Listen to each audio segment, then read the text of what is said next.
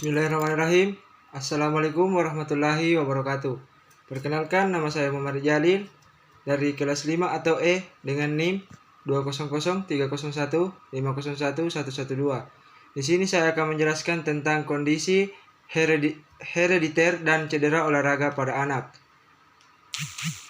A. Osteochondritis atau penghancur. Osteochondritis subchondral articular atau crushing. Osteochondritis dapat terjadi pada caput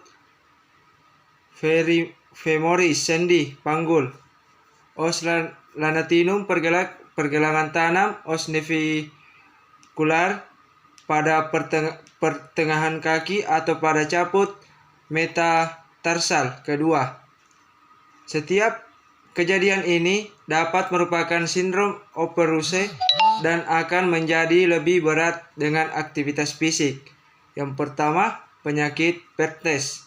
Penyakit Perthes adalah satu dari osteokondrosis yang paling umum dan yang paling sering menimbulkan kerugian jangka panjang. Umur awal kejadian biasanya 4-10 tahun dan puncaknya pada 5-6 tahun. Papa 1989.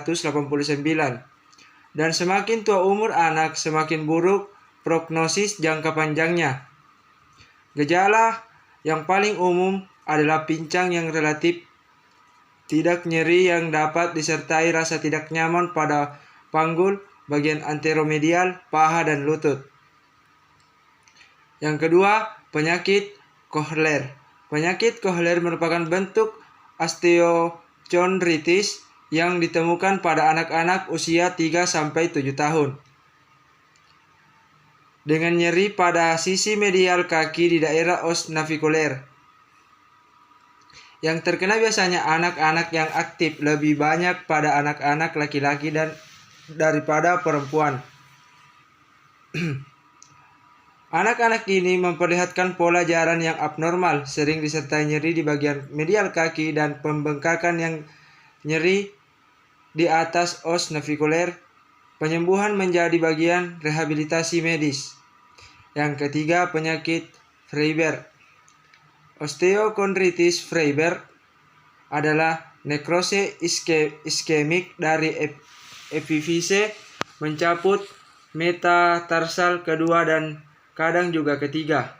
Bila penyakit ini dapat diagnosa dini sebelum lempeng pertumbuhan menutup pada deformitas dan gangguan fungsi dapat dikurangi dengan mengubah kegiatan fisik, yaitu melarang lari dan melompat, menopang leher metatarsal atau memakai sepatu tanpa tumit atau tumit yang lebih rendah. B. Osteochondrosis chondral articular. Penyakit ini dapat terjadi akibat trauma olahraga yang berulang-ulang. Penyakit ini juga terjadi karena faktor herediter. Bila fragmen osteochondral menjadi terpisah, terdapat risiko besar terjadinya gangguan fungsi sendi yang kemudian diikuti osteoartritis. C. Osteochondritis facial. 1. Penyakit Scheuermann. Penyakit Scheuermann pada spina adalah bentuk osteokrosis facial. Kondisi demikian mempengaruhi lempeng pertumbuhan yang mengakibatkan pola pertumbuhan yang irregular, dan bila ada gaya kompresi yang cukup besar dapat terjadi deformasi angular sekunder. Oleh karena itu, kondisi ini paling sering ditemukan 2-3 tahun terakhir di masa pertumbuhan skelet. Yang kedua yaitu penyakit Blount. Penyakit Blount dapat terjadi pada bagian posteredial dari lempeng pertumbuhan tibia bagian proksimal. Yang ketiga, stress fracture. Dengan meningkatnya olahraga kompetitif pada anak-anak dan kemampuan dalam metode diagnosis, stress fracture menjadi bagian diagnosa pada remaja. Hal ini merupakan akibat peningkatan intensitas latihan yang mendadak dan paling umum terjadi pada tulang-tulang panjang tulang tungkai bawah, tulang-tulang tarsal, metatarsal, femur, tulang-tulang panggul, dan corpora vertebrales. Kondisi ini sering berkaitan dengan teknik yang salah dan nyeri pinggang yang lebih berat terjadi pada aktivitas berdiri, ekstensi spina lumbalis, dan fleksi ke arah sisi yang nyeri dengan berat badan pada tungkai akan menimbulkan rasa nyeri.